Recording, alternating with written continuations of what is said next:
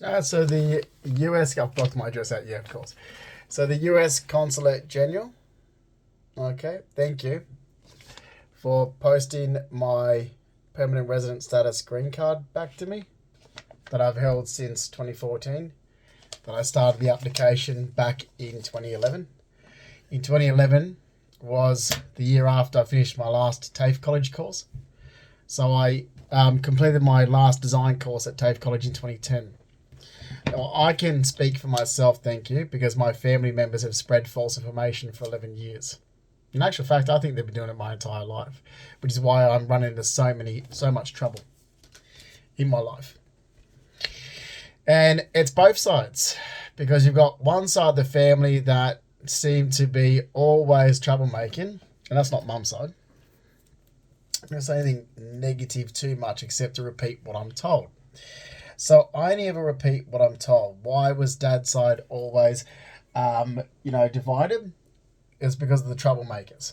Now, I talk to everyone because I'm like Switzerland, neutral to it all.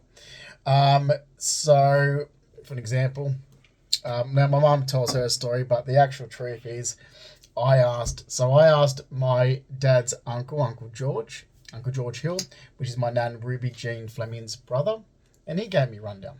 I said, okay. He said, look, this was long before you guys were born, and your dad always took his older sister's side, which is Sandra's side. The other two sisters went off together, and the other two brothers went off together, and your grandparents didn't take Sandra's side, which is dad's, dad's older sister, my auntie, and they took this side, so this is why there's all these divides and so forth. My mother likes to say, Justin's father doesn't speak to his sister or doesn't speak to his mother. It's like, okay, stop talking about my dad and the Fleming side of the family. My dad divorced during the 80s. No. So there's all this rubbish. So if I want to pinpoint any of it, it's, excuse me, about to sneeze, allergies. Oh, bloody heck. It's everyone. Okay, yet I don't get involved. And yet I'm the one that is neutral and doesn't get involved, yet I'm the one that's getting dragged into it, and then I'm the worst person in the world, yet I was the one that showed up to everyone. So you asked for me to do something, I turned up and I did it. That's on both sides of my family. You said, Justin, can you come here? I'm going on holidays. Can you and Gio look after my house while I'm away? Sure, Mary Mahowski, my mum's younger sister, will take, our weekend away and travel up there and do it. We don't mind. Not a problem. I mean, of course, we've got other things on, but we're at the beck and call of my entire family. I always showed up. Going back to when I was with John Cabino, Dad called and said he needs an extra hand. He's going to redo the 3 fences in the backyard. Put Carbon in. Can I come up and help him? Not a problem. So I'm working at Star Casino, and I'm also doing side jobs working for Jeff on the side, so I'm exhausted. But I'm going to take my weekend off here and actually go and do this for you. John Cabino, my partner, can confirm that I worked my ass off all weekend and help my dad. Did my dad ever offer for me to stay there? No. My family's the problem, and their lies about me is the problem. And I got to a stage in my life where I'm like, all I've done is everything that you've asked for of me. And you still I'm your whipping post. And you're out of my life. And I don't see any room left in my life after that 11 years of damage for you to come back into it. And that includes my twin sister. I don't see room to have people that are so ungrateful that spin this back onto me all the time, or then will be like, but your behaviour, my behaviour reaction to after everything I've done for you, and have this, have me rubbished. What behaviour? Standing up to you when you lie about me? Well, yeah, I'm going to stand up to you when you lie about me. You don't like that, then don't lie about me. It's honestly that simple. Don't spread false information. Okay, then I won't stand up to you. I've got no reason to stand up to you because I don't do it to you. But this is the whole issue, is what they don't understand. You see, I'm the single gay man without a wife and kids, so therefore they think that they've got a right to control me, to push and pull me around to do. It's like, oh, because Justin hasn't got this. Oh, Justin wouldn't know what it's like because he hasn't got family to look after. He hasn't got kids. Justin could just. It's like, you've got to be kidding me. Justin's always shown up and done everything you've ever asked of him. So, the trouble that started since 2015. My family was asked to help correct it. Instead, they did the opposite. I've had nothing but hell since 2015. So the US government, you can take your green card. I've cut it up into nice little pieces for you, and you can shove it fair up your fucking ass. Because that's where we stand. You showed me your bullshit behaviour. You cost me $200,000 I had in savings. I mean, if my credibility wasn't destroyed enough in Australia, you know what? We're just going to project wrong information, break privacy laws, not check to see if any defamation of information towards me was actually true, and we're going to do it across 2 countries for 11 years. Thank you, mind you. Yeah, that is my green card. I have studied design, I have worked in design, and I was a VIP host at Star Casino. I did have 2 major injuries in life and had to push through them by myself without any family support, although my family would stand up and be like, we did so much for Justin. Did you do what? Because you showed up when you were needed, did you? Or did you do a reference when you were needed? Did you ever stand up when I even said in the last 11 years, I'm getting wrongly identified as being related to Mum's second husband's family, which is Rackley. So I asked my cousins consistently on the Fleming side, can you stand up and just help me resolve this? Because you're my cousins, for an example, Christy Saruni and so forth. And great, I never asked you to verify any conversation that I may have had with Nan Ruby or Nan's brother, Uncle George, or any information that I may have gathered. I didn't ask you to do any of that. I've asked you just to stand up and say, oh yeah, I'm Christy Saruni, I'm Justin's cousin. My mother's Justin's father's sister.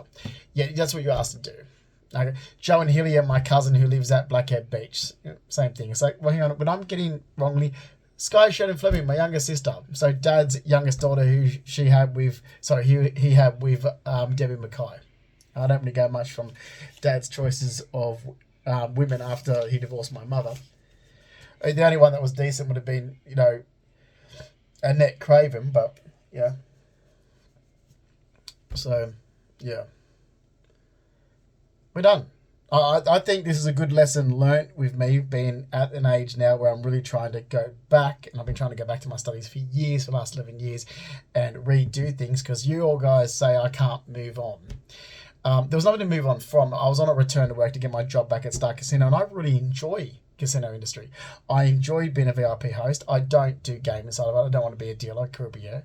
I wanted to work up different levels of the casino, which meant when I started there, my main focus was to actually move up into management in the casino. So my main focus was to move from VIP hosting into executive hosting, then move up further, into the offices and the sort of the running, the general management of the casino and how it runs. Not to be there dealing tables and so forth, no. So that's what I actually want to do. That's where I set myself a goal to focus on the casino industry as a career, and where I was going to place myself getting older and even into my 60s to be in an organisation that I can move into. But don't worry, you guys fucked that over for me because you want to do your mental health bullshit of, Justin can't let go and move on. There's nothing to let go and move on from. There's plenty of casinos in the world. You just kept preventing me from going back to Star Casino. Living with injury, I have had 2 major injuries, but I think I can speak for myself when I say I was quite capable of going back to VIP hosting, living with the disability I have, as long as the company I work for is accepting of disability and is understanding that, okay, I may some days be, having issues, not issues that would affect, publicly, but, for an example, say I've got a migraine, I'm trying to think through it. I may not be able to think 100% fast like I used to. Okay, that's because when the migraines are pounding, which I'm really trying different medications now to fix that, where I'm not getting sleepy or it's not causing other issues and so forth. There's all sorts of medications I've been trying over the years, especially when it comes to injections in my neck, where the damage was. So when I'm trying to think through things, some days I might have a piercing migraine right behind my left eye, which is more than I like to actually admit to, it's quite frequent. And that piercing pain might be there, and I'm trying to focus and have a conversation with you, and all I can think of is pain, pain, pain. When will this conversation stop?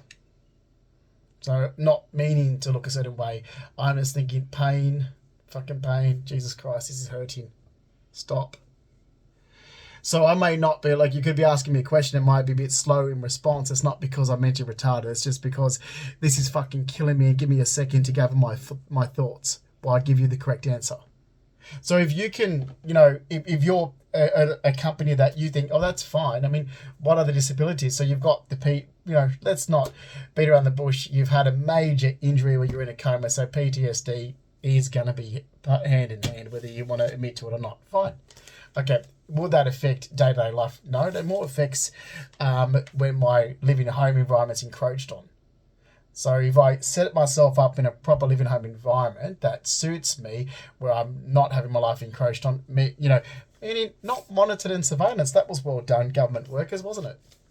What do you think I knew Brett Aikenhead or Peter Fry? Because I don't. You were told this years ago.